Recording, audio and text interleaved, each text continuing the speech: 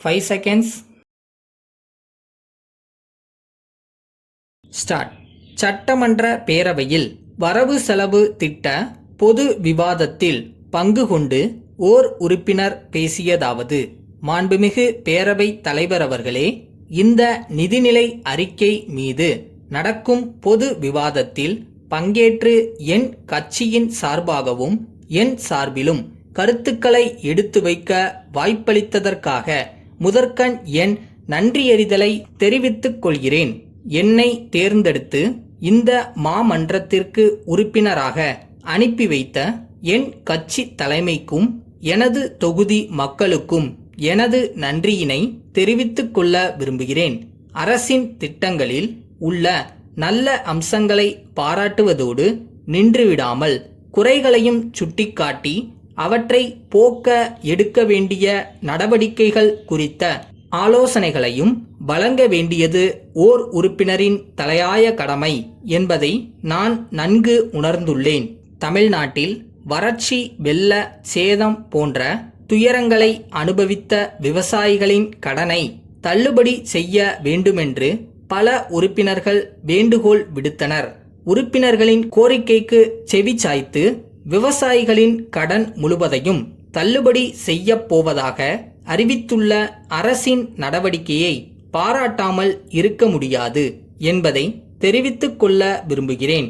வேலை வாய்ப்பு திட்டங்களை குறித்து சில கருத்துக்களை இந்த சந்தர்ப்பத்தில் தெரிவித்துக் கொள்ள விரும்புகிறேன். கூட்டுறவு நூற்பாலைகள் உட்பட பல தொழிற்சாலைகள் தமிழ்நாட்டில் மூடப்பட்டுள்ள காரணத்தால் அந்த தொழிற்சாலைகளில் வேலை செய்து வந்த தொழிலாளர்கள் மிகவும் பாதிக்கப்பட்டுள்ளனர். மூடப்பட்ட தொழிற்சாலைகள் எந்தெந்த காரணங்களால் மூடப்பட்டுள்ளன என்பதை ஆராய்ந்து அவற்றை திறந்து செயல்பட வைப்பதற்கான முயற்சியினை அரசு மேற்கொள்ள வேண்டியது அவசியம் என்று வலியுறுத்தி கூற விரும்புகிறேன். இந்த சந்தர்ப்பத்தில் தொழிற்சாலைகளை திறப்பதற்கான எந்தவிதமான திட்டமோ ஆலோசனையோ இந்த நிதிநிலை அறிக்கையில் இல்லாதது குறித்து என் வருத்தத்தை தெரிவித்துக் கொள்கிறேன்.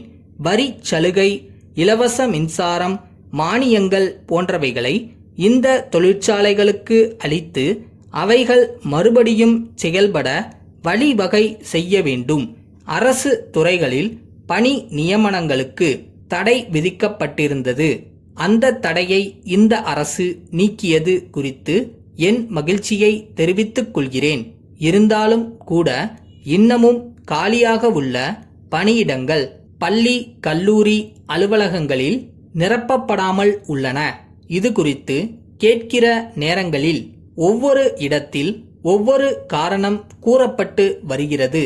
எந்த காரணத்தினால் பணி காலியிடங்கள் நிரப்பப்படாமல் இருந்தாலும் அரசின் வேலைகள் பாதிக்கப்படுவதோடு மட்டுமல்லாமல் வேலையில்லாமல் காத்திருக்கும் படிப்பு முடித்த வாலிபர்கள் ஏமாற்றத்தோடு வாழ்கிற நிலைமை ஏற்படுகிறது. இதை போக்க அரசு தக்க நடவடிக்கை எடுக்க வேண்டுமென்று வலியுறுத்தி கூற விரும்புகிறேன். அடுத்தபடியாக நான் சொல்லிக்கொள்ள மிகவும் விரும்புவது பத்திரிகையாளர்களை பற்றியதாகும். அன்றாட நிகழ்வுகளை மிகுந்த சிரமங்களுக்கு இடையில் சேகரித்து மக்களுக்கு எடுத்து காட்டும் பணியை செய்கிற அவர்களுக்கு குறிப்பிட்டு சொல்லும்படியான சலுகைகள் எதுவும் இல்லை என்று தோன்றுகிறது. ஏதோ பேருந்து பயணத்திற்கு சலுகை, வீடு கட்டி கொள்வதற்கு கடன் போன்றவைகளே இருப்பதாக தெரிகிறது. பத்திரிகையாளர் நல வாரியம் என்று துவக்கப்பட்டால் அதன் மூலம் அவர்களது குறைகள் அவ்வப்போது நீங்க வழி ஏற்படும் என்பதை அரசின் கவனத்திற்கு கொண்டு வர பெரிதும் விரும்புகிறேன். குடிசை மாற்று வாரியம் பல ஆண்டுகளுக்கு முன்னரே அமைக்கப்பட்டாலும் அது மாநகராட்சி பகுதிகளில் மட்டுமே செயல்பட்டு வருகிறது.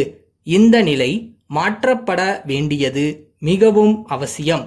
குடிசை மாற்று வாரிய திட்டத்தை தமிழ்நாடு முழுவதிலும், குறிப்பாக கிராம பகுதிகளிலும் கூட விரிவுபடுத்த வேண்டிய அவசியம் ஏற்பட்டு உள்ளது என்பதை தெரிவித்துக் கொள்ள ஆசைப்படுகிறேன்.